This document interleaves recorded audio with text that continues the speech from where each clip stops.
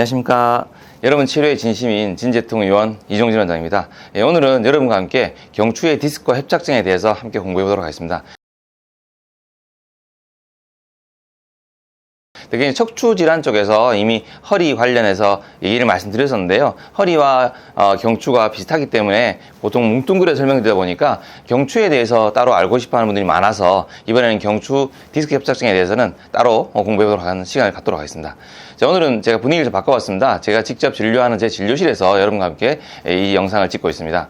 자, 이 경추 같은 경우는 요추가 굉장히 비슷합니다. 척추는 하나이기 때문에. 하지만 되게 특징적인 부분도 있는데요. 대표적으로 이제 경추 같은 경우에는 디스크가 좀 작고 또 주변에 혈관이 많습니다. 그러다 보니까 요추하고 다르게 요추는 깊기도 하고 좀 사이즈도 크고 또 주변에 그렇게 크게 많은 신경과 혈관들이 분포해 있지 않기 때문에 조금은 경추보다는 덜 신경을 쓰는 면이 없잖아 있지만 의사 입장에서는 경추를 잘못 그 신경이나 혈관을 건드려서 큰 낭패를 보는 경우가 있기 때문에 좀 더 많은 주의를 기울여야 하는 부분입니다. 경추 같은 경우에는 되게 요추와 달리 큰 특징이 있다 그러면 요추는 신경이 비스듬히 나오기 때문에 하나의 신경이 두 개의 레벨에서 눌리는 경우가 있습니다. 근데 하지만 이제 경추 같은 경우는 하나의 신경이 하나의 디스크에서 눌리거든요. 하나의 협착에 의해서 눌리거든요. 그렇기 때문에 그런 큰 특징이 있고 또 다른 특징으로는 이제 큰 벌테브럴 아테리아는 굉장히 중요한 추골 동맥. 보통 이제 우리가 몸에서 심장에서 피를 뿜어가지고 뇌로 올라가는 머리로 올라가는 혈관에는 크게 세 가지가 있습니다. 이제 카로티드 아테리라는 게 안쪽, 바깥쪽, 인터널 카로티드 아테리, 익스터널 카로티드 아테리가 있고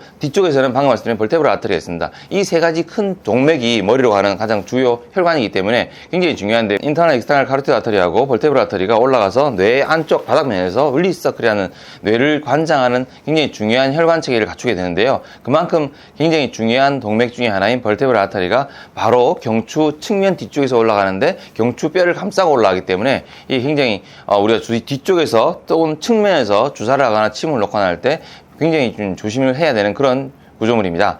또 다른 것들로는 되게 후관절이가 있습니다. 척추 같은 경우에는 앞쪽에 척추 바디가 있고 그 뒤쪽에 신경관이 지나가죠. 보통 이제 뇌에 따라 내려오는 스파이널 코드, 척수가 바로 거기에 해당되는데 뇌와 거의 비슷한 구조물이죠. 중추신경입니다. 그것이 결국 이제 바깥쪽으로 나가는 게 말초신경이 되는 것이고 그 레벨 하나하나 너브루트가 되는 것이 되겠죠. 이 신경이 나갈 때 앞쪽 척추째 뒤쪽에 후관절이라는 게 있습니다. 이 후관절이라는 것이 되게 이제 비유가 되면서 앞쪽으로 밀고 들어가서 협착이 되는 것이거든요. 이 후관절이 모양이 보통 이제 요추 같은 경우는 세로로 있습니다. 하지만 경추 같은 경우는 이렇게 횡으로 이게 살짝 비스듬히 있거든요. 이 뒤에서 앞쪽으로는 위로 올라가는 그 형국으로 있습니다. 그렇기 때문에 우리가 보통 그쪽 후관절 쪽을 치료할 때는 이 해부학을 반드시 알아야지만 그 벡터에 따라서 자극을 해서 그 후관절의 간격을 넓혀주거나 후관절에 주사를 하거나 후관절을 통해 가지고 그 안쪽으로 약물을 넣거나 할 때 굉장히 중요한 그런 해부학이 됩니다. 이런 여러 특징 차이가 있기 때문에 경추하고 요추는 좀 다르다고 볼 수 있습니다. 어떤 질환이든 다 비슷하겠지만 일단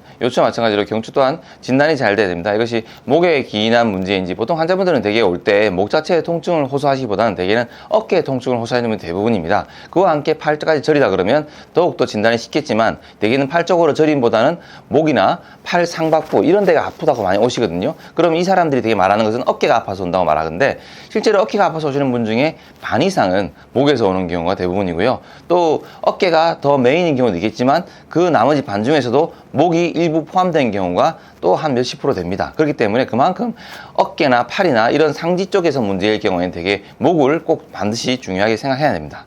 특히나 우리 어깨 뒤쪽으로 어깨 축지가 막 콕콕 찌르고 뭐 칼로 찌르는 것 같이 찌릿찌릿거리고 아프고 굉장히 심각한 질환을 호소하실 때는 대개는 목을 더 집중하게 되는데요. 그게 이제 목에 있는 신경 압박에 의해서 내려가는 증상일 수도 있겠지만 목에 있는 후관절에 의한 연관통인 경우도 되게 많이 있습니다. 되게 신경 압박이라 그러면 우리 경추는 총 7개가 있고 그 중에서 경추에서 나오는 신경은 총 8개가 있습니다. 그 중에서 4번과 5번 사이 5번 신경이 있는데 5번 신경에서 나오는 게 노사스카폴라 너브라고 해서 후견갑신경이라 있습니다. 그것이 바로 쭉 뒤쪽으로 견갑 쪽 안쪽으로 내려가거든요. 그렇다 보니까 견갑골 안쪽에 증상이 있을 때 어깨 뒤쪽에 어깨 축지 증상이 있을 때 대부분 그 신경을 많이들 의심하게 됩니다. 하지만 그쪽으로 하는 신경은 그것뿐만이 아니라 우리 뇌신경에서 내려오는 악세사리 너브라 해서 부신경이 있습니다. 부신경 또한 견갑골 안쪽으로 내려가거든요. 깊이의 차이가 있습니다. 조금 천층이면 부신경인 것이고 좀 깊숙하면 토사스카폴라 너브라 말아야 되는데요. 물론 이런 신경뿐만 아니라 그 주변의 근육에 의한 문제, 보통 환자분들 운동을 좀 하시거나 아니면 그와 관련된 공부를 좀 하신 분들은 되게 능형근에 통증이 있다고 말씀하시는데 실제로 그쪽이 아플 때 능형근에 문제가 있어서 근육의 문제로 아픈 경우는 열의 한두 오늘 될까 말까 하고요. 대부분은 그런 신경학적 문제인 경우고, 그런 신경학적 문제 중에서는 디스크에 의한 신경 압박도 있겠지만 대부분은 경추의 후관절의 문제가 많이 존재하고 있습니다. 물론 대개는 겹치는 경우가 많이 있습니다. 그런 경우, 겹치는 경우에는 대개는 신경학적 문제를 풀면은 대개 7, 8알이 해결되기 때문에 그쪽으로 먼저 접근하게 됩니다. 따라서 이런 경추질환의 진단 포인트는 신경압박이 있냐 없냐를 먼저 파악을 해야 됩니다. 그렇기 때문에 이게 상박이 아프다, 손가락이 저리다, 그리고 어깨 축지가 아프다 할 때 이게 실제로 그 어깨 축지의 문제인지 상박 쪽인 팔 쪽의 문제인 건지 손가락 쪽의 문제인 건지를 이와 함께 목 쪽의 문제인지를 먼저 항상 생각을 하고 두 개의 감별을 해야 되는 필요가 있는 것이죠. 특히 우리 경추의 문제일 것이라고 판단을 한 다음에는 되게 우리가 경추 레벨을 정하는 것이 굉장히 중요합니다. 되게 이제 MRI를 찍으면 어떤 몇 번 경추에 몇 번 신경이 눌렸는지 파악을 하게 되는데, 모든 환자를 시작부터 MRI 찍을 수는 없지 않습니까? 저는 솔직히 영상보다는 제 손을 더 믿습니다. 그래서 환자분을 제가 좀 더 잘 만지고 좀 더 테스트를 하고 이런 이학적 검사에 굉장히 많은 시간을 쏟기도 하는데요. 환자의 히스토리를 많이 듣기도 하고요. 그런 환자의 정보가 좋은 게 굉장히 많기 때문에 그걸 놓치지 않고 잘 파악해가지고 굳이 MRI 찍지 않더라도, 그리고 MRI 찍었을 때 MRI에 나오는 영상과 실제로 예를 들어 몇 번에 눌렸는데 환자의 증상은 다른 몇 번의 문제다, 그런 경우도 실제로 허다합니다. 그렇기 때문에 더욱더 우리가 환자의 말만 듣고 끝날 게 아니라 환자의 말도 많이 듣고 그와 함께 환자를 잘 문제 있는 부위를 만지고 또 이학적 검사를 해가지고 실제 이 사람의 문제가 몇 번인지를 파악하는 게 중요합니다. 그럴 때는 반드시 몇 번에서 나오는 신경이 어떤 작용을 한다, 어떤 반사를 일으킨다를 반드시 우리가 의사들은 파악을 하고 있어야 되는데요. 대표적인 거를 말씀드리면요, 경추에서 팔로 가는 신경은 1, 2, 3, 4번은 이제 서비컬 플렉스라고 해서 경추에서 경추와 머리 쪽으로 가고요.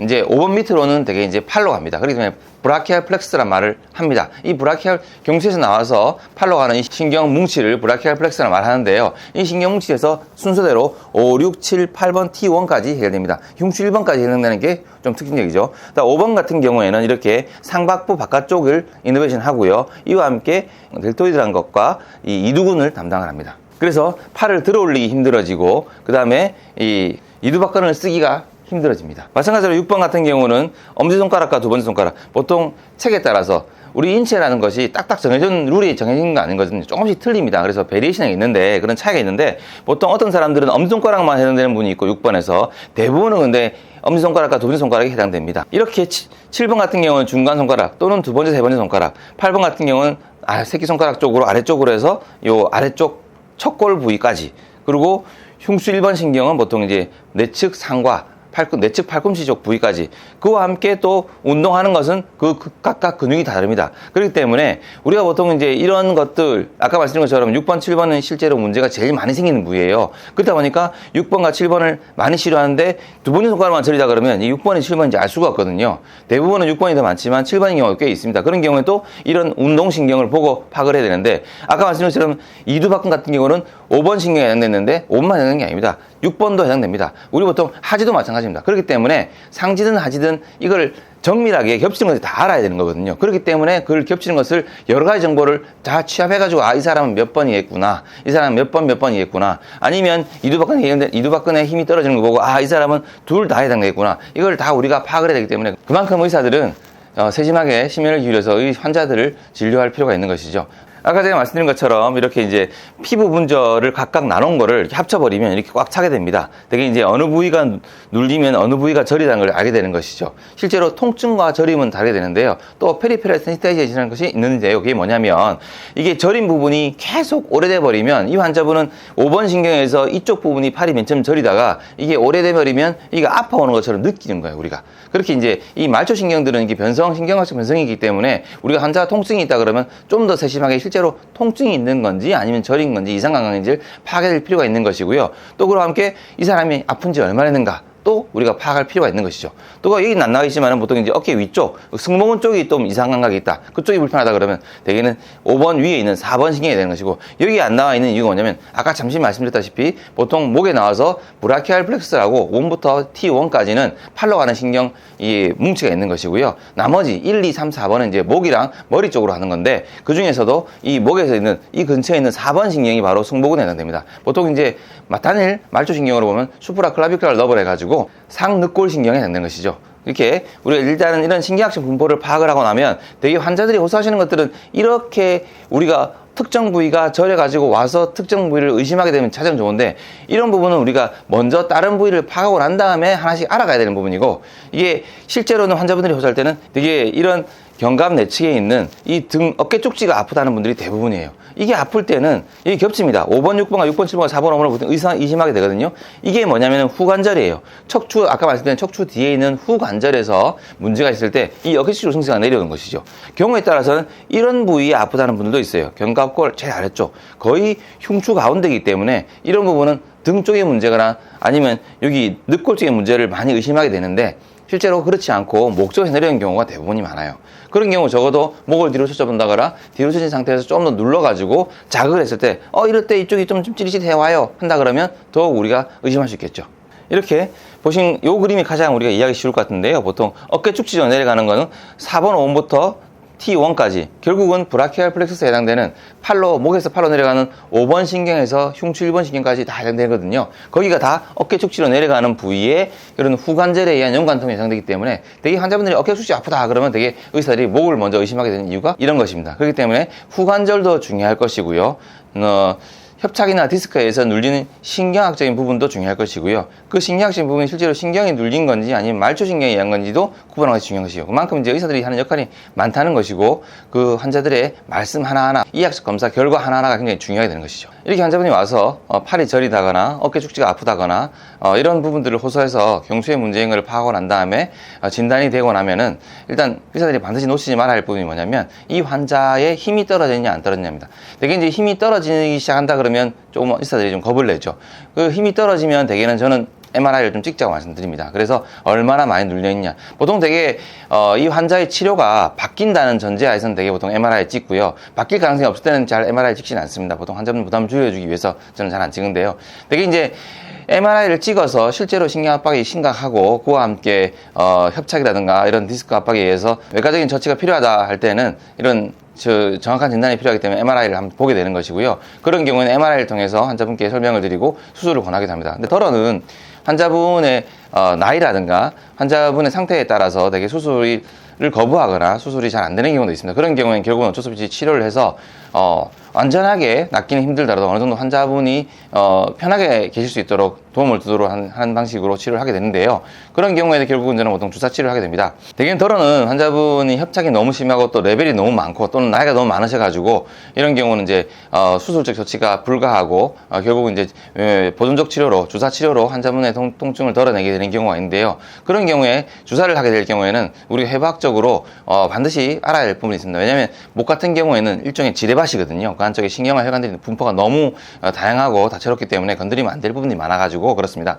해부학적 그림을 보면요, 이렇습니다. 일단 이제 우리가 중요한 심장이 있고요. 심장에서 처음 나와서 혈관이 큰 혈관이 지나간 다음에 작은 혈관들이 올라가는데 이것이 이렇게 신경이 나오는 근처, 우리가 신경을 치료해서 이 환자분의 불편감을 덜어줄 때 이 신경들이 치료해야 될 부위인데 이런 주사 바늘이 갈 때 주변에 이렇게 중요한 혈관들이 있다 그러면 이걸 건드리면 큰일 나겠죠. 그래서 이렇게 올라오는 혈관 중에서 중요한 혈관들을 이렇게 나눠보면은요, 중요한 것이 바로 여기에 해당되는 이런 두 혈관입니다. 척추 뼈가 이렇게 있고요. 이 척추뼈가 있을 때 이게 요 두 놈을 합쳐가지고 우리가 횡돌기가 그러는데, 다른 척추와 다르게 이 경추만은 횡돌기가 두 개로 나눠져 있습니다. 그래서 앞쪽에 있는 걸 엔테리어 투버클, 뒤쪽에 있는 걸 포스테리어 투버클을 말하는데 그 사이에 신경이 나오거든요. 그렇기 때문에 이 신경이 나오는 쪽으로 바늘이 접근할 때 이 혈관들이 굉장히 중요한 게 되는 것이죠. 따라서 얘들을 건드리지 않고 얘를 치료하기 위해서는 반드시 이런 해부학적인 특징을 반드시 알아야겠다. 요거를 좀 더 세세하게 그러면 이렇게 되는데요. 이런 부분들을 우리가 반드시 알고 치료에 접근하겠다. 실제로 우리가 제가 초음파를 대고 이 환자의 목에 있는 혈관들을 봤을 때 도포를 켜면요, 이런 식으로 딱 나와요. 얘들을 반드시 건드리지 않기 위해서 조심해야 한다는 것이죠. 그러니 중요한 두 개의 혈관을 이렇게 다시 구분해서 보면은 보통 이제 6번과 7번 경추 사이에서 요 두 개의 혈관이 잘 보이게 되는데요. 여기 알티큘라 필라라고 하는 그 구조물 앞뒤로 보통 나오게 됩니다. 이제 요 놈이 어센딩 서비컬 아트리고 이게 딥 서비컬 아트리인데요.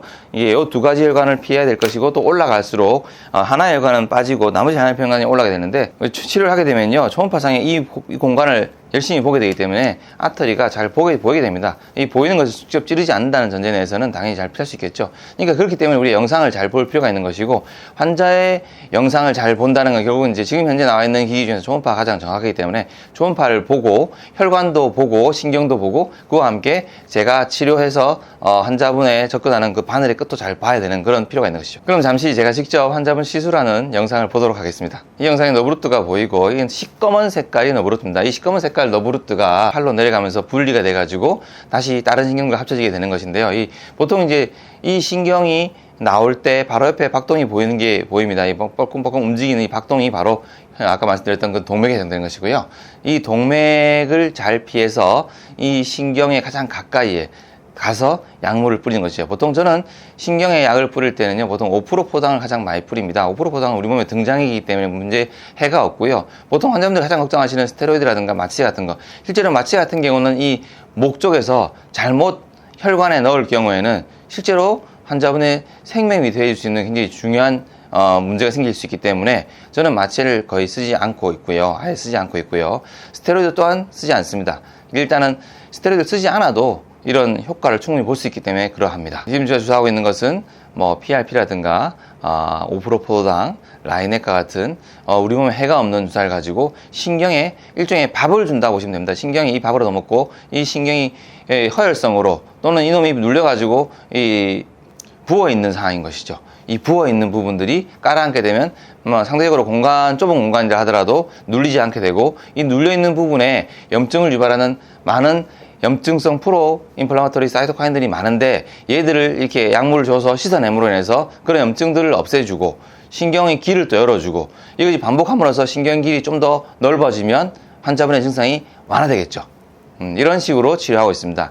결국은 이게 신경이 꽉 눌러서 공간이 아예 없다, 그런 경우는 실제로 굉장히 드뭅니다. 우리가 신경의 사이즈와 그 신경이 나가는 또 공간의 사이즈, 보통 인터버티브럴 포라멘이라 그러죠. 그 사이즈는 굉장히 차이가 많이 납니다. 그렇기 때문에 우리가 디스크나 협착증이 꽤 눌려있다 하더라도 그 눌려있는 부분을 좀 피해서 공간을 좀 만들어준다 그러면, 왜냐하면 신경의 사이즈가 그 공간에서 굉장히 상대적으로 많이 작기 때문에 이런 교정이 충분하다는 것이죠. 그와 함께 신경 압박이 풀려버리면 많이 좋아지겠죠. 보통 이제 뼈가 자라 있다거나 그 안쪽에 디스크가 많이 튀어나와 있다고 한다고 해서 이만큼 뼈가 많이 자라 있으면, 이만큼 디스크가 많이 튀어나와 있으면, 또는 디스크가 분리되어 있으면 이거는 우리가 수술할 수밖에 없는 게 아닌가요?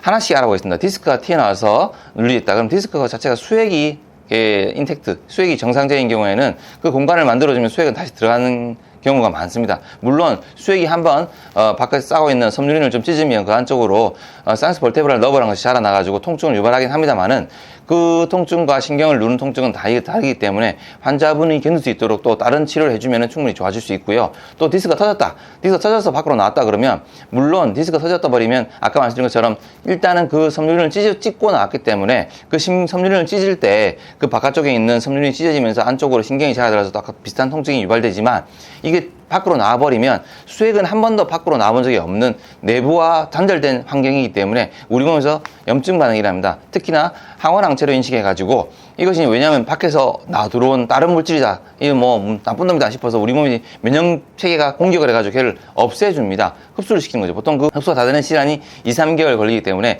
그 시간 동안에 우리가 보존적 치료를 해서 환자가 잘 견디게 만들어주면, 물론 그냥 있으면 그 동안에 염증이 유발되면서 팔 쪽으로 저리고 힘이 떨어지고 굉장히 고통스럽겠죠. 그렇기 때문에 그걸 못 참아서 결국은 수술하게 되는 것이지만, 그렇지 않도록 잘 보존적 치료를 해줘서 견디게 되면 결국은 수술하지 않고도 그런 분들이 다 해결될 수 있거든요. 그러면은 수술을 해서 그 근처 구조물들을 많이 다치게 한 다음에 낫는 거랑 그 근처 구조물들이 다치지 않게 해서 낫는 거랑 큰 차이가 있겠죠.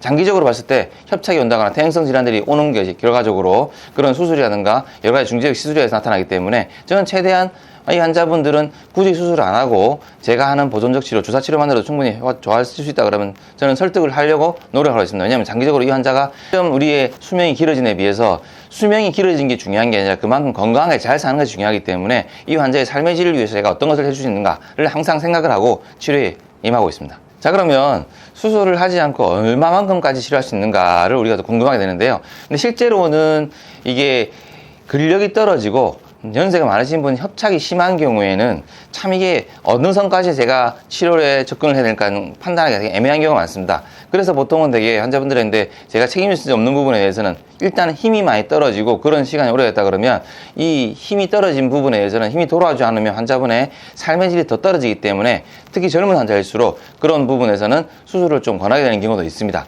하지만 예, 수술하지 않고 치료할 수 있는 부분에 대해서는 저는 적극적으로 치료하자고 말하는 경우가 많습니다. 자, 그러면 역으로 환자분이 되게 나이가 많으시고 이와 함께 여러 레벨 한두 군데 협착이 아니라 한 네다섯 군데 협착이 있으면서 신경학적인 부분이 복합적으로 해서 팔을 아예 못 드는 경우도 있어요. 그런 경우에는 되게 이제 대학병원 다녀오셔가지고 수술해도 효과를 보장할 수 없다. 또는 이제 수술을 한 다음에 그 환자분이 나이가 80대 넘었다 그러면 실제로 수술하다가 큰일을 볼 수 있기 때문에 그런 의사 입장에서 되게 부담스럽거든요. 그럴 때 환자 보호자분들도 부담스러워서 수술하지 말고 치료합시다라고 말하는 경우가 많이 있는데 그냥 그럴 때 그냥 두시는 것보다는 최대한 이 환자분에게 득이 될 수 있도록 환자분이 조금이라도 움직일 수 있도록 제가 치료에 노력을 하는 경우가 많이 있는데요. 대표적인 케이스를 하나 보여드리도록 하겠습니다. 이 환자분 설명을 간단히 드리면요. 이게 나이가 이제 80대 후반, 우리나라 나이로는 90대셨고 실제로 만 나이로는 이제 80대 후반 나이신데 이 환자분은 5개 레벨의 협착이 굉장히 심합니다. 그래서 팔을 못 들어요. 그리고 실제로 식사하는데 젓가락질을 못 해가지고 너무 불편하신 거죠. 그래서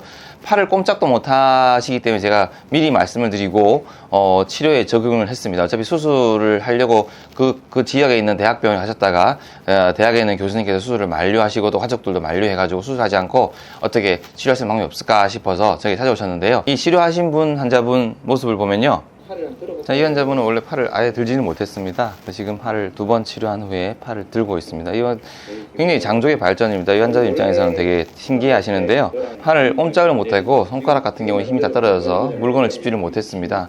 팔을 슈피네시 프로네이션 돌리기도 힘들었거든요. 혈압계에 환자분이 팔을 겨우 올려주시고 빼낼 때도 환자분 보호자분들이 팔을 빼내주는 그런 역할을 했었는데 지금 이제 굉장히 잘 움직이시거든요. 3시간 걸려서 멀리서 오신 만큼 제가 치료를 열심히 해드렸습니다.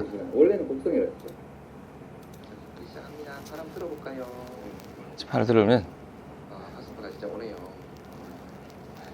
이 영상은 실제로 제가 찍으려고 한 건 아니고 환자분께서 찍어달라고 했습니다. 왜냐하면 자기가 한 번 더 치료하고 더 좋아진 걸 자랑하기 위해서 찍어달라고 해서 이제 찍었습니다. 근데 지금은 팔을 아직은 델토이드 쪽에 힘이 많이 떨어지기 때문에 다음번 오시면 아마 델토이드까지 힘이 돌아올 거라고 생각하고 있습니다. 팔을 실제로 이제 혈압계에 넣기도 힘들었는데 보호자분이 혈을 넣어주는 거를 지금은 이제 환자분께서 직접 넣고 뺄 뿐만 아니라 손을 돌린다는 걸 굉장히 자랑스러워 말씀하시는데요. 실제로 이제 이런 케이스를 보면 굉장히 보람찬데요. 이런 케이스들만 있는 건 아닙니다. 실제로 어느 정도 좋아지긴 합니다. 그런 걸 목표로 제가 치료를 하고 있는 것이고요. 근데 자, 그러면 이번에는 또 척추 모형을 보고 설명을 간단하게 드리도록 하겠습니다. 척추 모형을 보시면 아까 말씀드린 것처럼 요추 같은 경우는 후관절이 이렇게 일자로 서 있습니다. 근데 경추 같은 경우는 여기 보시면 옆으로 누워 있습니다. 그리고 굉장히 비스듬하게 각도가 이렇게 사선으로 되어 있죠. 이게 코 있는 얼굴 쪽이고 이 뒤쪽이거든요. 그래서 이제 보통 저 같은 경우에는 이 환자분 같은 경우에는 협착이 너무 심해서 그 사이 간격을 좀 벌려줘야겠다. 실제로 이 후관절이 퇴행이 돼서 나이가 많이 드신 협착증 환자분들은 이게 굉장히 떡지떡지 굉장히 두꺼워져 있어요. 우리 손가락 관절염 심하면 손가락이 굵어지잖아요. 뼈가 자라거든요. 마찬가지로 이 후관절도 뼈가 자라가지고 굉장히 떡지 굵어진 경우가 되게 많아요. 특히나 이 부위는 바로 옆에 빨간색 보이죠? 이게 바로 볼테브라 아터리. 이게 이제 굉장히 중요한 혈관이기 때문에 얘를 건드리지 않고 이 공간을 확보하기 위해서 보통 이제 한 방에서는 심도라 그러고요. 양방에서는 FMS라 그러는데 결국은 거의 같은 치료를 볼 수 있습니다. 그것이 이제 이런 조금 납작한 조금 굵은 관을 이렇게 집어넣어서 요 사이에 뼈 안쪽으로 조금 접근해서 더 들어갑니다. 이게 퇴행성 변화가 심한 협착이 심할수록 이쪽이 점점 굵어져 있고 이게 딱 닫혀 있거든요. 여기를 억지로 비집고 들어가서 공간을 만든 다음에 제가 얘를 이렇게 풀어줍니다. 이게 보통 허리 쪽에서 제가 하는 시술 중에 하나인 주광공 확장 수술이랑 굉장히 비슷한데요. 이쪽으로는 공간이 좁고 주광공을 측정하기 힘들어서 그거보다는 이쪽으로 넣어서 공간을 넓혀주면 이 공간이 벌어짐으로 인해서 이 공간이 확보되는, 결과적으로 신경이 나오는 공간이 넓히기 위한 그런 노력인 것이죠. 그렇게 치료에 적용하기도 합니다. 보통 제가 하는 중지형 시술은 신경이 나오는 구멍을 보고 초음파를 보고 정확히 이 신경과 혈관을 본 다음에 이 신경 안쪽으로 바늘이 따라 들어가서 최대한 안쪽까지 따라서 그러기 위해서는요, 이 신경을 다치지 않게 하고 주변에 있는 혈관을 다치지 않게 하기 위해서 굉장히 정확히 이 부위를 잘 봐야 됩니다. 그리고 바늘을 최대한 안쪽 깊숙이까지 많이 집어넣어 가지고 최대한 안쪽에 있는 염증 물질까지 씻어내고 안쪽 공간까지 우리가 확보하기 위해서 주사를 하게 되는 것이거든요. 실제로 쉽지 않은 일이지만 최대한 여러 번 반복. 저도 한 번에 바로 속 들어가는 경우는 없습니다. 그렇게 하다 보면 위험하기 때문에 그렇게 하기보다는 최대한 근처에 가서 약물을 뿌리면서 이 뼈를 닿아서 위치로 파괴하면서 최대한 안쪽까지 정확히 들어가서 이 안쪽 공간을 우리가 확보하는 것이죠. 그래서 신경이 눌려있는 부위를 열어주고 신경이 그 주변에 있는 염증 물질을 씻어내고 신경에 도움이 되는 약물을 줘가지고 신경이 좋아지게 해서 디스크나 협착증에 의한 증상을 해결하고 있습니다. 실제로 아까 보여드렸던 그런 초음파상의 영상을 봐도 알 수 있을 것입니다. 이렇게 목에 너브루트들, 신경 압박에서 팔 쪽으로 저리거나 근육이 힘이 떨어지거나 이런 문제들을 해결할 뿐만 아니라 보통 이런 문제를 해결하는 것과 함께 보통 자율신경을 함께 치료하게 되는데요. 이 자율신경은 각각 레벨에 있는 바디 쪽에서 나오기도 하지만 이 경추 같은 경우는 대개는 바디 자체에서 오는 경우는 없어요. 대부분 다 흉추 1, 2, 3, 4번에서 오는 신경이 올라와서 신경절을 이루고 그것이 이제 안쪽에 있는 루트랑 연결되는 경우가 많이 있는데요. 그런 거를 각각 치료하기도 하지만 그건 이제 교감신경이 되는 거거든요. 부교감신경을 치료한 경우도 있습니다. 부교감신경을 치료한 경우는 교과서적으로 잘 안 나와 있다 보니까 하는 경우는 잘 없는데 제가 학회에서 많이 발표하고 있는 부분이기도 합니다. 보통 한 제가 5년 전부터 부교감신경을 치료하는데 실제로는 교감신경만큼이나 부교감신경이 중요하거든요. 이게 이제 우리가 부교감신경이라 하면은 뇌신경 10번 베이거스 너브를 많이 떠올리는데 얘가 내려가서 장을 이제 치료하는 보통 이제 소화 기능을 담당하는 것만 생각하는데 실제로는 그뿐만 아니라 이것이 굉장히 많은 역할을 하거든요. 단순하게 직접 백문이 불여일견이라고 제가 치료하는 영상을 보여드리도록 하겠습니다. 초음파 영상을 보시면 이렇게 이게 갑상선입니다. 갑상선과 함께 바늘이죠. 바늘이 이렇게 와서 여기에 베이거스 너브가 지나갑니다. 이게 카로티드 아트리라고 해서 굉장히 아까 말씀드렸던 목 앞쪽으로 해서 머리 쪽으로 뇌를 담당하는 그 굉장히 중요한 혈관인 거죠. 얘를 피해서 이쪽으로 바늘을 넣어서 여기 있는 신경에 약물을 넣어가지고 보통 오프로포장이라든가 아까 말씀드린 PRP라든가 라이네카 같은 굉장히 우리 몸에 해가 없고 신경혈관에 도움이 되는 그런 주사를 넣어가지고 베이거스 너브를 치료하는 것이죠. 이 밑을 보더라도 마찬가지입니다. 똑같은 영상입니다. 이게 카로티드 시스 안쪽에 카로티드 아트리가 있고 이게 이제 주굴라 베인이 있고 중요한 동정맥이죠. 이것이 결국은 브레인과 연관되는 거기 때문에 굉장히 중요한 부분이죠. 그래서 조심스럽게 가서 약물을 뿌리려고 하고 있습니다. 이렇게 해서 우리가 이제 베이거스 너브를 치료하고 있고요. 이와 함께 루트를 치료해서 전반적으로 이 환자의 몸을 좋아지게 하도록 하는 역할을 하고 있습니다. 제가 이 베이거스 너브를 치료하는 것을 부교감신경 치료하면서 보여드리는 이유는 뭐냐면 우리 보통 일반적인 의학적 부분에서는요.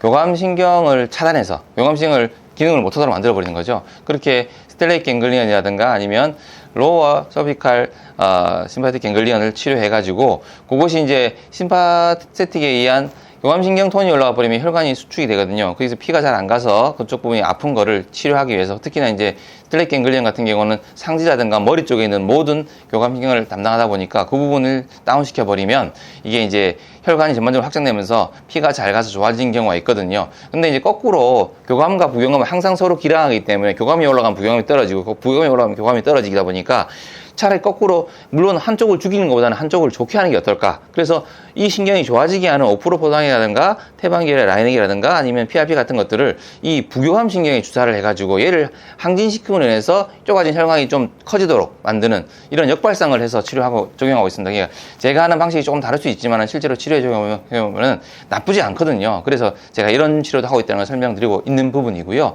일단은 어떻게든 간에 이 환자분의 진단을 잘 해가지고 이 환자분이 수술을 해야 할 것인가 아니면 치료가 나을 것인가 아니면 수술을 했을 경우에 그 역효과 아니면 장기적으로 이 사람의 나이라든가 여러 가지 따져봤을 때 어떤 것이 가장 이 사람의 삶의 질에 도움이 될 것인가를 한 번 더 따져보고 여러분에게 최대한 최상의 상태를 만들기 위해서 노력하는 그런 생각을 많이 하고 있습니다. 자, 이상 저는 여러분 치료에 정말 진심인 진재통 의원 이종진 원장이었습니다. 감사합니다, 여러분.